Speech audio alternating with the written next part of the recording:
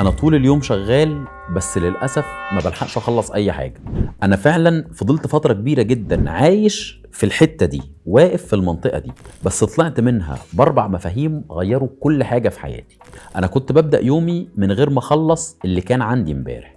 كنت بحاول ابني فوق فوضى، ولما بدات انظف الترابيزه قبل ما اشتغل بقيت اسرع 3 مرات. ما بسيبش حاجه من امبارح تفضل معايا للنهارده. الحاجه التانيه ان كنت بحاول اكون نسخه محسنه من غيري.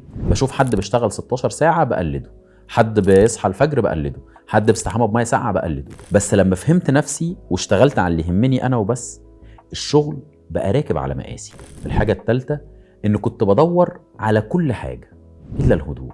بدور على النوتيفيكيشنز، بدور على الاخبار، بدور على الجروبات، بدور على البودكاست، قاعد بحفظ في كل حاجه. كل صوت من دول كان بيخطف تركيزي، لغايه ما قررت اني ادي لنفسي اهتمام اكتر، وده اللي رجعني لنفسي. الحاجه الرابعه اني كنت بستنى حد يحفزني، بس عرفت وتاكدت ان التحفيز بيجي بعد اول خطوه مش قبلها. فبدات اتحرك حتى لو بدون نفس. انا كنت فاكر نفسي مزنوق في الوقت، اكتشفت اني مزنوق في العادات. انت كمان جرب تغير نقطة واحدة بس، وهتشوف ان اليوم كله بقى خفيف خفيف.